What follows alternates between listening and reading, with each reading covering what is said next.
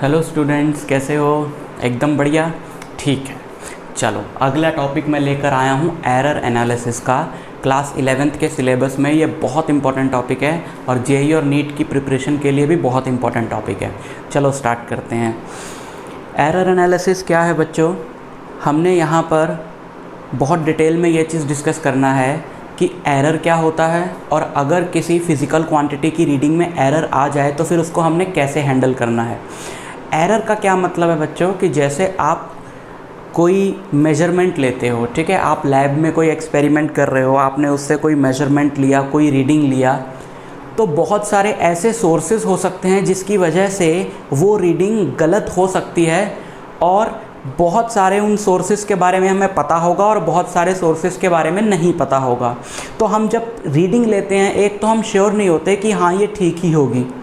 मान लो उस रीडिंग को लेते हुए आपने जो इंस्ट्रूमेंट यूज़ किया था वो थोड़ा सा ख़राब था, तो एक्चुअल जो वैल्यू होगी उस चीज़ की, उससे आपकी रीडिंग डिफरेंट आएगी। एरर इस वजह से आ सकता है।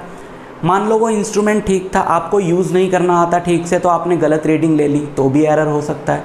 मान लो आपने रीडिंग भी ठीक ली लेकिन नोट करते वक्त गलती कर दी, या नोट भी ठीक किया, कैलकुलेट करते वक्त गलती कर दी, जब आपने फाइनल रिज़ल्ट निकाला तो कोई कैलकुलेशन करके निकाला होगा ना।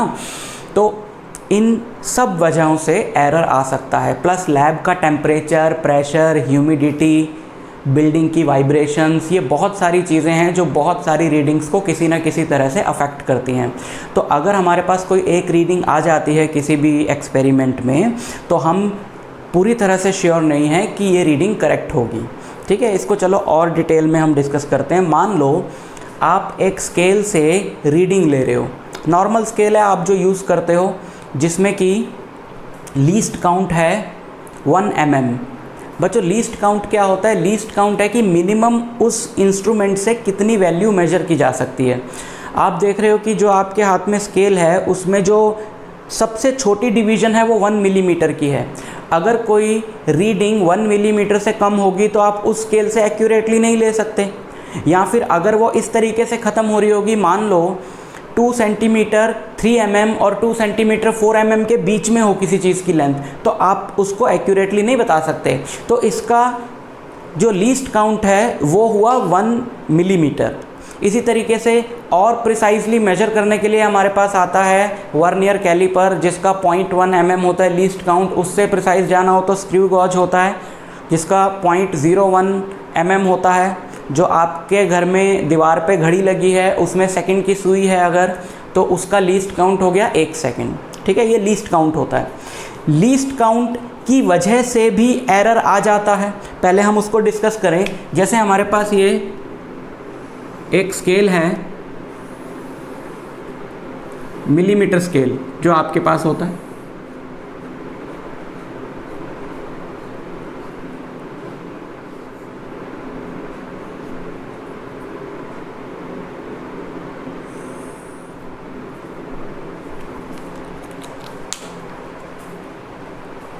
और इस स्केल से आप रीडिंग ले रहे हो एक रॉड की। ये जो रेड है, रेड वाली है, ये मान लो रॉड है। अगर आप देखो तो इसकी रीडिंग आपको पता चलती है कि 2 सेंटीमीटर 2.1 2.2 2.3 सेंटीमीटर तक तो ये जाती है, आपको क्लियरली दिखाई देता है। बट ये 2.3 और 2.4 के बीच में है कहीं पर, तो आपने अंदाजे से ले लिया कि मान लेते हैं इसकी वैल्यू है 2 सेंटीमीटर। ठीक, इसको सेंटीमीटर में लिख लेते हैं। इसकी वैल्यू है 2.3, यहाँ तक तो क्लियर है। और अगला आपने अंदाजे से ले लिया कि मान लो मिडल से थोड़ा सा पीछे लग रहा है, इन दोनों के सेंटर का जो मार्किंग होगी, अगर मैं इसको फर्दर डिवाइड करूँ तो 5 होगी। ठीक, तो ये उसके सेंटर से थोड़ा सा पीछे लग रहा है, तो आपने उसको मान लिया कि वो 2.3 करके आपने मान लिया कि 4 ले लेते हैं हम उसको। ठीक, तो ये इसकी रीडिंग है। अब इस रीडिंग में आपसे अगर कोई पूछे कि क्या आप श्योर हैं कि ये डिजिट 4 ही होगी, आप कहोगे कि श्योर नहीं है, बिकॉज इसका जो लीस्ट काउंट है वो 1 mm का है। 1 mm का मतलब है कि 1 सेंटीमीटर 1 मिलीमीटर तक की रीडिंग के बारे में हम श्योर हैं। 1 मिलीमीटर से और छोटी अगर रीडिंग जाएगी तो हम श्योर नहीं हैं। ठीक, तो इसका मतलब है ये वाली जो डिजिट है इसके लिए हम लोग श्योर नहीं हैं। तो तो ये डिजिट 3 भी हो सकती है और ये डिजिट 4 भी हो सकती है। ठीक, तो हम क्या करें, हम इस रीडिंग को इस तरीके से लिखेंगे कि दिस इज 3.2.34 प्लस माइनस 0.01। ये रीडिंग इस तरीके से लिखने पे क्या होगा, इसकी दो पॉसिबिलिटीज़ हो सकती हैं। या तो ये होगी अगर मैं 2.3 में से माइनस करता हूँ 0.01 तो मुझे मिलेगा ये, अगर मैं प्लस करता हूँ तो मुझे मिलेगा ये। बिकॉज मैंने अंदाजे से लिया है ना, तो मैं श्योर नहीं हूँ कि ये 2.34 है या 2.33 भी हो सकता है, 2.35 भी हो सकता है। तो इस वैल्यू को हम इस तरीके से लिखते हैं जिसमें हम ये कहने की कोशिश कर रहे हैं कि 2.3 तक तो हम लोग श्योर हैं, बट 4 में 0.01 का एरर हो सकता है। ये वाली जो डिजिट है वो 5 भी हो सकती है और 3 भी हो सकती है। ठीक, तो क्लियर है कि अगर मैं मान लो और प्रिसाइज इंस्ट्रूमेंट लेता कि इसमें बीच में भी मार्किंग्स होती तो ये अगली डिजिट भी पता लगाई जा सकती थी।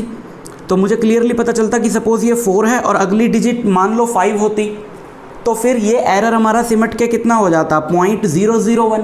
तो मतलब और प्रिसाइज इंस्ट्रूमेंट लेंगे तो एरर को कम किया जा सकता है, पर इस चीज़ की लिमिट है ना कि हम कितना प्रिसाइज ले लेंगे। तो हमने कुछ तरीके निकाले हैं जिससे एरर को जो है वो मिनिमाइज़ किया जाए। उन तरीक़ों की बात करेंगे, बट पहले हम लोग ये देख लें कि एरर कितने टाइप का होता है, किस तरीके से हम कैटेगराइज करते हैं। देखो, क्लासिफिकेशन ऑफ एरर्स,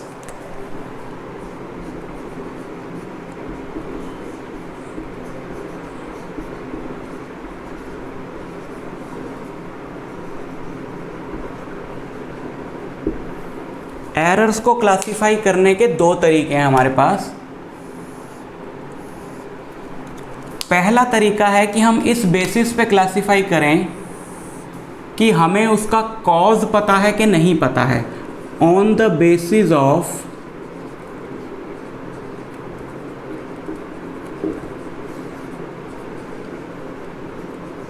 कॉज। दूसरा कि वो एरर कितना बड़ा है या कितना छोटा है, यानी बेस्ड ऑन मैग्नीट्यूड,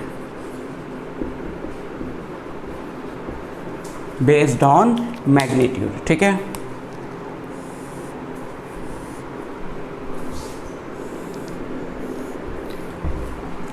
इससे पहले हम एक बात और डिस्कस कर लें कि अभी जो पीछे हमने एग्जाम्पल पढ़ा है उसमें जो एरर आया है वो इंस्ट्रूमेंट के लीस्ट काउंट की वजह से आया है। अगर उसका लीस्ट काउंट और कम होता तो एरर और छोटा आता, तो इस वजह से जो एरर आता है उसको बोलते हैं परमिसिबल एरर। ठीक है, error which occurs due to the least count of the instrument, that is called least count error और परमिसिबल एरर।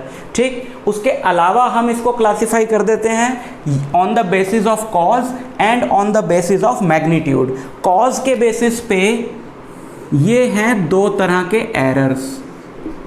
पहले टाइप को हम लोग बोलते हैं सिस्टमैटिक एरर्स और दूसरे को बोलते हैं रैंडम एरर्स।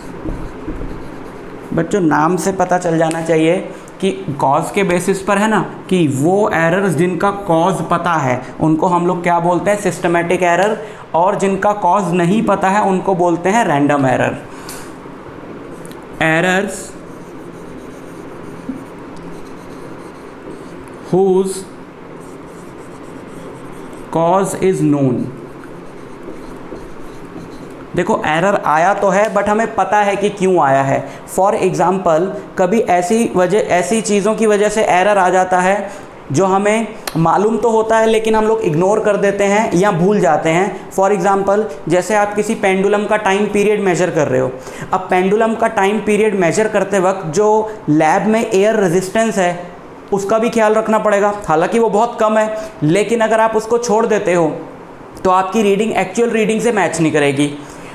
उसमें फिर आप एयर फ्रिक्शन के कॉन्सेप्ट्स इंक्लूड करके आप रीडिंग निकाल सकते हो, तो आपकी रीडिंग एक्चुअल आ जाएगी, है ना। इस तरह का जो एरर है उसको हम लोग क्या बोलते हैं, सिस्टमैटिक एरर। और क्या इसका एग्जांपल है, जैसे किसी एक्सपेरिमेंट के रिजल्ट को मान लो लैब का टेम्परेचर में जो चेंजेस हो रहे हैं या उस जगह पर जो प्रेशर है वो इफेक्ट कर रहा है, जो हमने कंसिडर नहीं किया। तो हमारा रिजल्ट थोड़ा सा डिफरेंट आएगा। तो अगर हम उसको कंसिडर कर लें तो हमारा रिजल्ट ठीक हो जाएगा, है ना। तो ऐसे केसेस में हमको एरर्स जो हैं उनके कॉजेस पता हैं। दूसरे हैं random errors whose cause is not known. इनका कॉज हमको नहीं पता। फॉर एग्ज़ाम्पल जैसे आप किसी बैलेंस बीम से, बहुत सेंसिटिव बैलेंस बीम है जिसमें कि केमिस्ट्री की लैब में हम लोग सॉल्ट वगैरह के लिए बहुत छोटी क्वांटिटी जो मिलीग्राम्स में होती है वो मेजर करते हैं, उसको हम यूज़ कर रहे हैं, ठीक।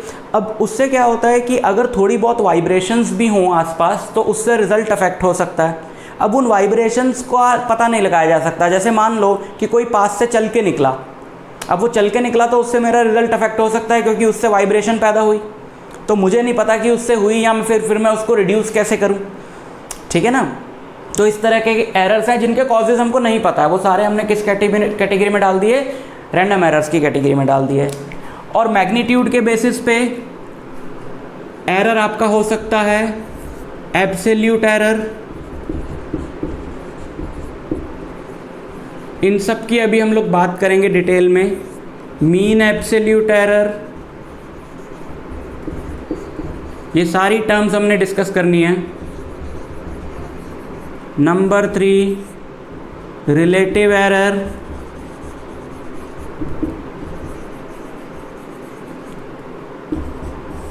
परसेंटेज एरर, ठीक है। तो हमारा जो डिस्कशन है अभी इसके बेसिस पर है। चलो उसको देख लेते हैं एक बार, ये सारी टर्म्स का मतलब क्या है।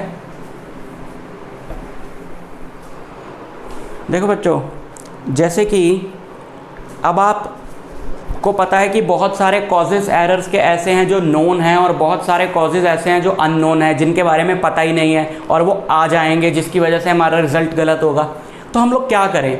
इसका मतलब है बहुत सारे केसेस में तो एरर को ख़त्म करना हमारे हाथ में ही नहीं है, ठीक है। अगर आपका इंस्ट्रूमेंट प्रिसाइज़ नहीं है, आप प्रिसाइज़ इंस्ट्रूमेंट यूज़ कर लो।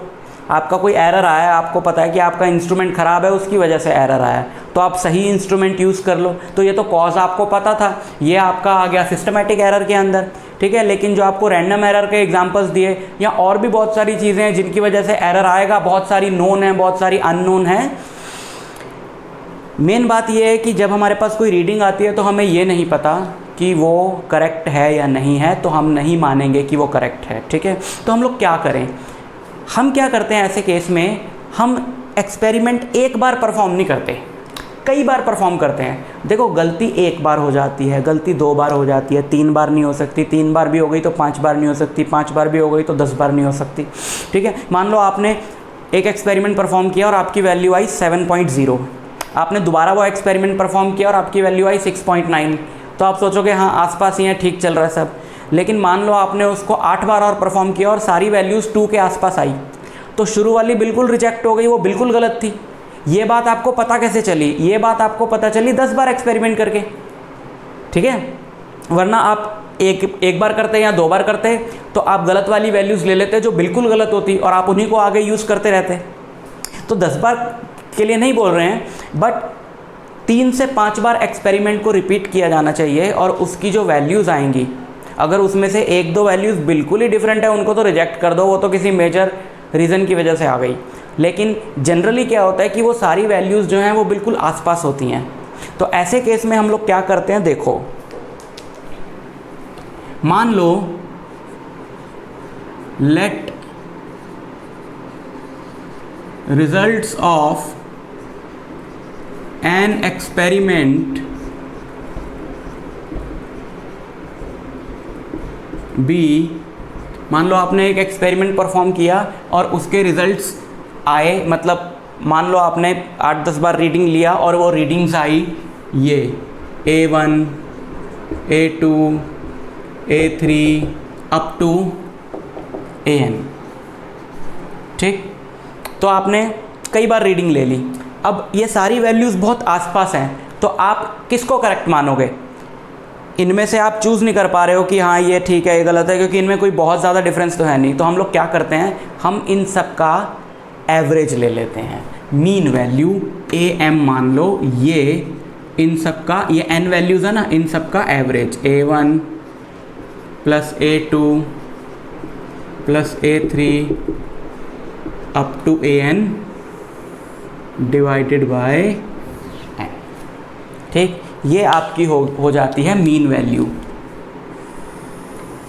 हम ये जानते हैं कि ये भी करेक्ट नहीं है, लेकिन हम ये भी जानते हैं कि जितनी भी वैल्यूज़ हमारे पास अवेलेबल हैं ये उनसे तो ज़्यादा करेक्ट होगी।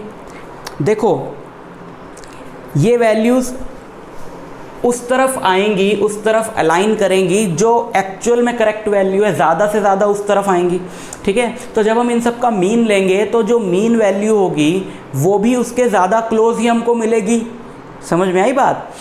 जैसे कि आपके पास कुछ नंबर्स हैं, मान लो 7, 6.2, 6.1, 6.3 और 7.5, ये 5 नंबर्स में से ये दो थोड़े अलग लग रहे हैं, काफ़ी अलग लग रहे हैं, और ये जो हैं वो आसपास हैं। तो जब आप इनका मीन निकालोगे, देखो रिज़ल्ट में ये भी एक्सपेरिमेंट्स आए हैं तो कुछ ना कुछ इस तरफ भी इंक्लाइन हो रही है चीज़। तो जब आप मीन निकालोगे तो आपको एक ऐसी वैल्यू मिलेगी जो एक्चुअल वैल्यू के आसपास घूम रही है, इन सबसे ज़्यादा क्लोज है। हमने मीन का मतलब क्या है कि हमने उन सब का मिला जुला के रिजल्ट ले लिया। ठीक है, तो मीन हमारी ट्रू वैल्यू नहीं है, लेकिन इन सबसे ज़्यादा ट्रू वैल्यू के क्लोज है, तो हम तो मीन को ही अपनी क्या मानेंगे, एक्चुअल वैल्यू मानेंगे। तो हमने क्या किया, उन सब का मीन ले लिया।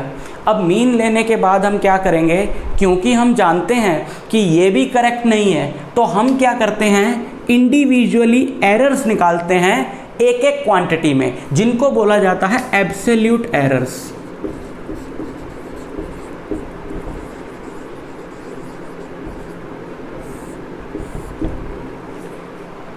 क्या कह रहा हूं मैं, डेल्टा A1 हमने सिंबल क्या रखा हुआ है, जैसे हमारी कोई फिजिकल क्वांटिटी है A1, तो उसमें जो एरर होगा उसको हम लोग लिखेंगे डेल्टा से, डेल्टा A1। जैसे अभी मैंने पीछे कोई रीडिंग लिखी थी, मान लो ऐसी मैंने रीडिंग लिखी थी एक, तो अगर मैं इस रीडिंग को x बोलता हूं तो ये हमारा क्या हो जाएगा, डेल्टा x। एरर को, उस फिजिकल क्वांटिटी का जो एरर है उसको हम किससे रिप्रेजेंट करते हैं, उसको हम रिप्रेजेंट करते हैं डेल्टा x से। ठीक है, डेल्टा से मतलब जो भी आपने फिजिकल क्वांटिटी के लिए सिंबल लिया है उसके आगे डेल्टा लगा दो। हमने इसके लिए पहली वाली क्वांटिटी के लिए सिंबल क्या लिया है, A1, तो इसमें जो एरर होगा उसको हम किससे रिप्रेजेंट करेंगे, डेल्टा A1 से। और वो एरर कैसे निकालेंगे, देखो इसको हम मान रहे कि ये एक्चुअल वैल्यू है, अगर ये एक्चुअल वैल्यू है, ये इससे डिफरेंट है, तो ये थोड़ी सी गलत हो गई, तो ये कितनी गलत हुई, वही इसमें एरर होगा, तो वो होगा A1 माइनस मीन वैल्यू। जैसे मान लो आपकी वैल्यू है 6.5, A1 है 6.5, और जो मीन आया है जिसको आप मान रहे हो कि वो करेक्ट है वो आपका आया 6, तो इसका मतलब है कि 6 करेक्ट वैल्यू है, और आपकी अगर वैल्यू 6.5 है तो उसमें 0.5 का एरर हुआ ना। अगर ये करेक्ट है और आपकी वैल्यू ये है तो उसमें 0.5 का एरर हुआ, तो वो एरर आप कैसे निकालोगे, वो आप एरर निकालोगे 6.5 माइनस 6 करके, इस तरीके से। ठीक, ऐसे ही सब में एरर निकाल लो।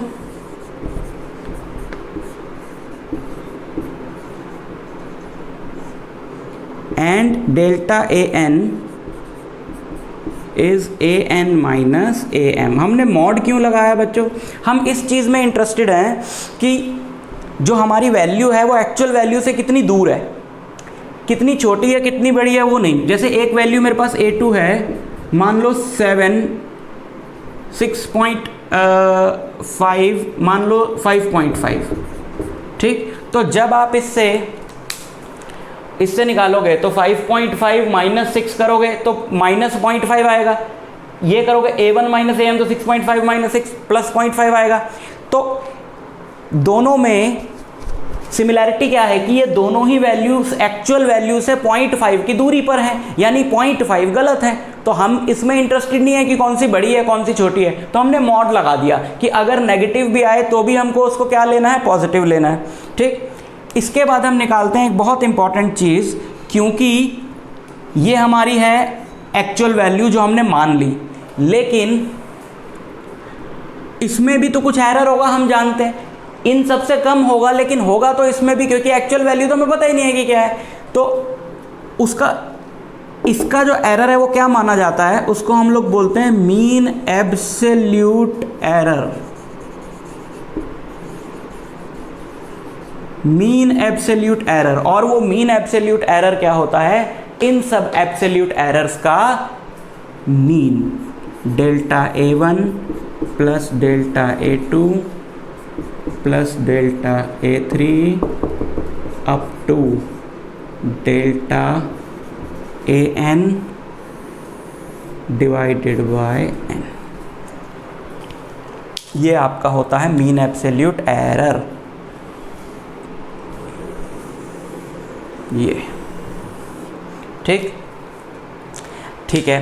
तो मीन एब्सोल्यूट एरर का हम लोग सिंबल रखेंगे delta A mean, because mean value का हमने सिंबल क्या लिया, AM, तो उसमें जो एरर है उसका हो गया डेल्टा AM। ठीक, तो ये आपके पास वैल्यू भी आ गई और उस वैल्यू में एरर भी आ गया। तो अब जब आप अपना फाइनल रिजल्ट बताओगे तो बिल्कुल वैसे बताओगे जैसे अभी मैंने पीछे डिस्कस किया।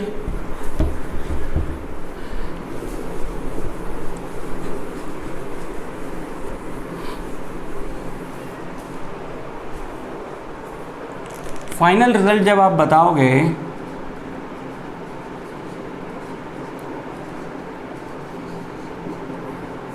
तो आप बताओगे इस तरीके से AM plus minus delta A। ये कि यहाँ तक तो हम श्योर हैं, यहाँ तक तो हम श्योर हैं, बट इसमें इतना एरर हो सकता है, यानी ये वैल्यू इसके हिसाब से कम या ज़्यादा हो सकती है। ठीक है, तो बेसिकली हम एक रेंज बता देते हैं, जैसे कि आपकी वैल्यू है 2.7 plus minus 0.1। So this value can be, अगर -1 करते हो, -0.1 करते हो 2.6 हो सकती है, प्लस करते हो तो 2.8 हो सकती है। So this value lies between 2.6 and 2.8। यहाँ तक हम कहते हैं हम ले आए, इसके बीच में कहीं भी हो सकती है, और ज़्यादा डिटेल में हम नहीं बता सकते। ठीक है, तो फाइनल रिजल्ट ऐसे हमने लिख देना है। तो ये हमारी वैल्यू हो गई, ये एरर हो गया। तो इसमें अगर आपको फ्रैक्शनल एरर निकालने को बोला जाए, फ्रैक्शनल एरर क्या है, फ्रैक्शनल एरर है जो एरर आया है वो divided by value, that is fractional error. देखो फ्रैक्शनल एरर का मतलब होता है एज कंपेयर टू 1। ठीक, मान लो आपकी वैल्यू है 100 प्लस माइनस 1, तो फ्रैक्शनल एरर हुआ 1/100, यानी कि 0.01। 1 के कंपैरिजन में कि अगर वो वैल्यू 100 है तो एरर 1 है, और अगर वो वैल्यू 1 होती तो एरर होता 0.01। जैसे परसेंटेज होता है ना 100 के कंपैरिजन में, जैसे 50 बच्चे हैं और 40 प्रेजेंट हैं, तो 50 में से 40 प्रेजेंट हैं तो आप बोलोगे 80% प्रेजेंट हैं, क्योंकि आप उसको बता रहे हो 100 के कंपैरिजन में कि अगर 100 बच्चे होते तो मान लो 80 आए थे। इसी तरीके से जब 1 के कंपैरिजन में बताते हैं तो उसको बोलते हैं फ्रैक्शनल या रिलेटिव।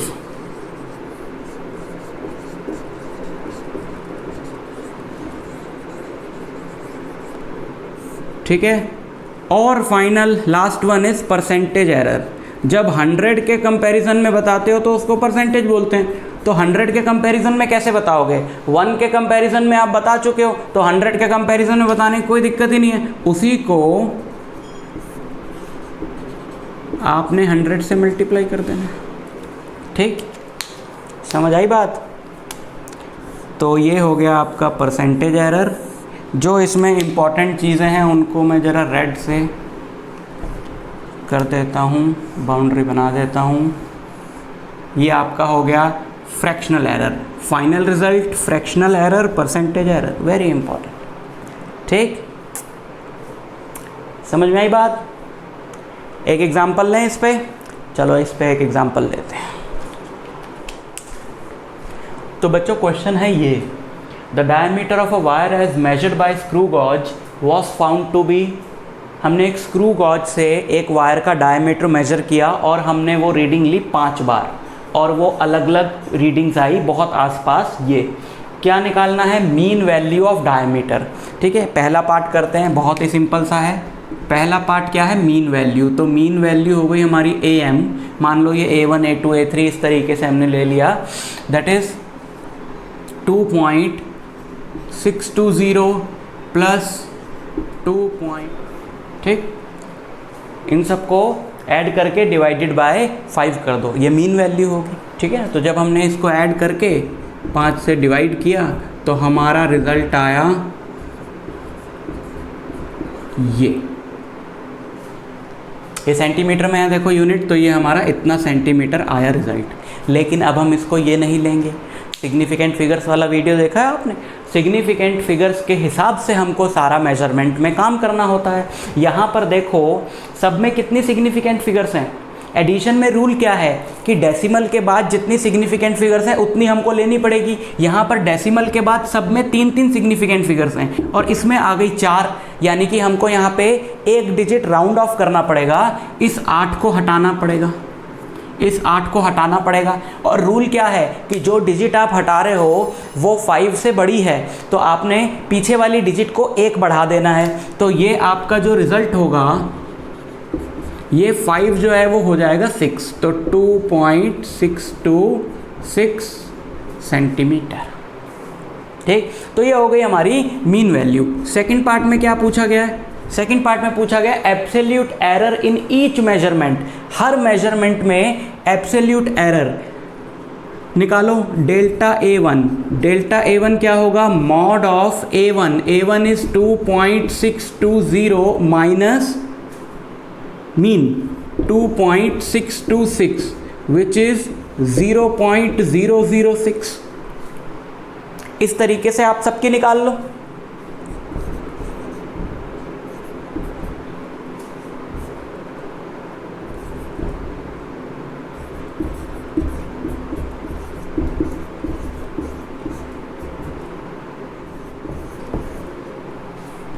ठीक, तो ये आ गए हमारे पास इन 5 के एब्सोल्यूट एरर्स।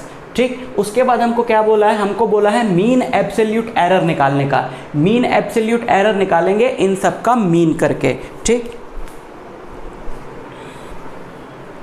उसके बाद बच्चों फ्रैक्शनल एरर है, परसेंटेज एरर है और रिजल्ट एक्सप्रेस करना है। ठीक, इसको हम लोग डिलीट कर देते हैं। निकालना है mean absolute error, mean absolute error.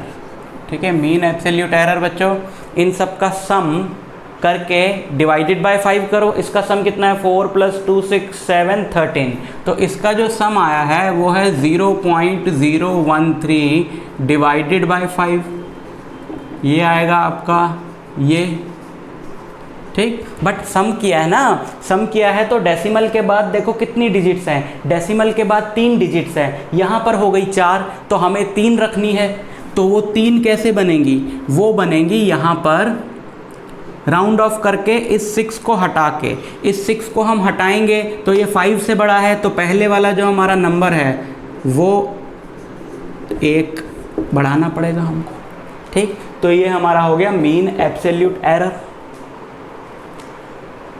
5 पे मत जाना, हम सिर्फ एडिशन में देख रहे हैं। यहाँ पर 5 जो है हमारा।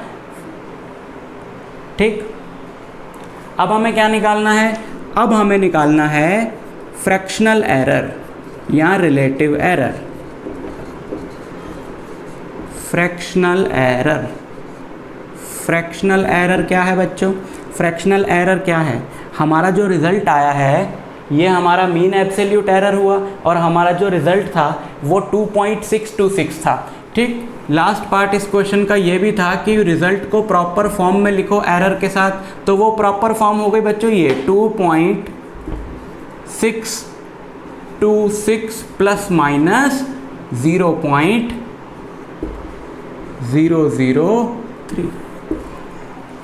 ठीक, तो फ्रैक्शनल एरर क्या हुआ?